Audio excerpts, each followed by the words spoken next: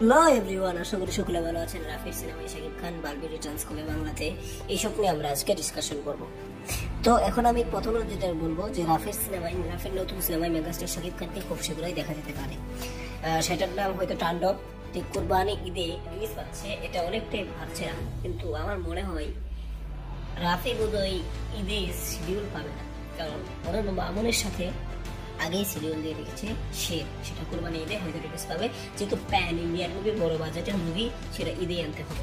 2 number কথা হলো শাকিব খান তো ঈদের বাইরে যে পায় না তেমন, ঈদের বাইরেও তিনি সাকসেসফুল ছিল, দরদে প্রমাণ করেছে, প্রিয়া আমার প্রিয়া এইসব, অর্থাৎ রাফির সাথে ঈদের বাইরেই আসতে পারে আমার সম্ভবত বারবি রিটার্নসের কাছে।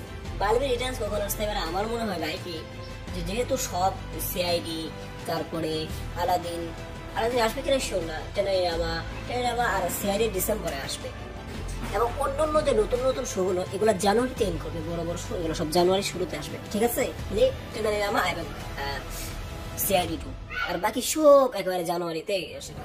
অর্থাৎ সবকিছুই যখন জানুয়ারিতে আসতেছে, তখন সোনিয়ার বললো যেহেতু নতুন নতুন ভাবে সব নিউ ইয়র্কের সময় বা আসতেছে, তাহলে বারবি রিটার্নসও ওই সময় দিয়ে দেয়। তো আজকের ভিডিওটি এ পর্যন্তই।